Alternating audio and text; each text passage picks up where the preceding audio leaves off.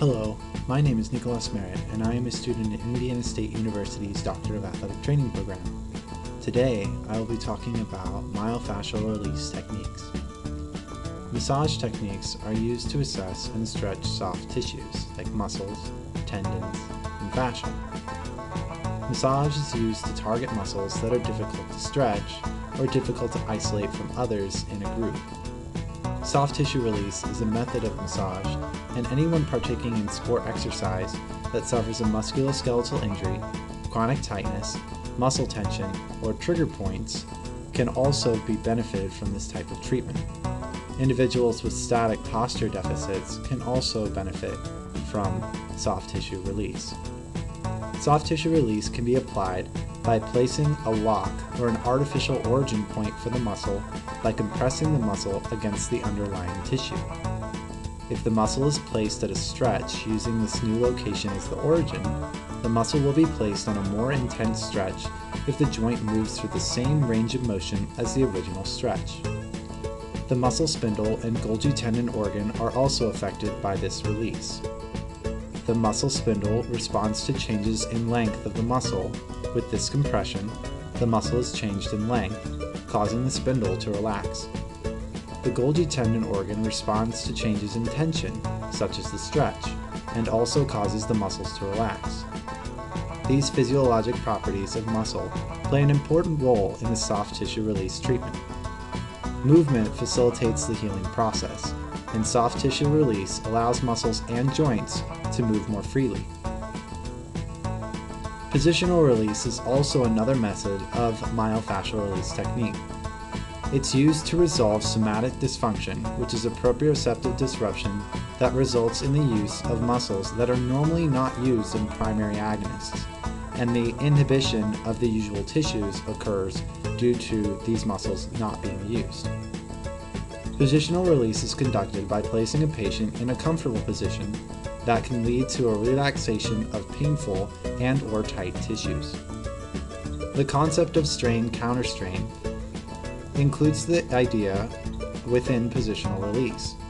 If a tissue is abruptly strained, the antagonist is also strained in its attempt to stabilize against the opposing force.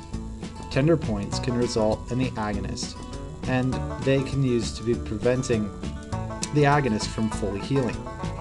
Tender points are not myofascial trigger points, which are associated with hyper-irritable bands of tissue, but tender points are areas of tenderness on the body that can be released using positional release. Myofascial trigger points are hyper-irritable nodes of muscle tissue that can often entrap nerves and local vessels and cause pain, inflammation, and loss of function. Although the procedures by Jones in 1973 have not been tested, they are recommended. The procedure includes placing a submaximal pressure on a tender point and then moving the joint through the joint range of motion until a position is found that is not painful. The patient should be placed in a tightened position at the beginning of the procedure until they are moved through the range of motion in a position that is most comfortable. A fascial response or a twitch response may occur. The position is held until these reactions cease. Trigger points are caused by muscle overuse or direct trauma. Myofascial tension may also cause hypoxia and a lack of ATP.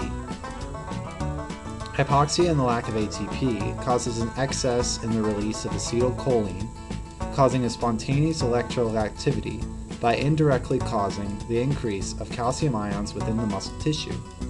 Calcium causes the activation of actin and myosin, causing the sarcomere to contract. Thus, the myofascial tension and myofascial trigger points are caused by this increase of acetylcholine due to the lack of ATP. The nociceptors that cause pain in myofascial trigger points can be desensitized by applying pressure to the site. Peripheral sensitization is the increase of activity of nociceptors at the trigger point. This can increase the excitability within the dorsal horn neuron of the spinal cord, causing central sensitization, and thus the referral of pain. The treatment of these myofascial trigger points can occur by applying pressure and using the same concept with the myofascial trigger point in the idea of the muscle spindle and the Golgi tendon organ. By applying the pressure, there is a change in length of the muscle tissue, and thus the muscle spindle is affected. The change in tension is caused by the stretch, and the Golgi tendon organ causes the muscle and the sarcomere to relax. The treatment and use of myofascial release is used throughout medical practice in the sports medicine realm and throughout massage therapy and other medical professions.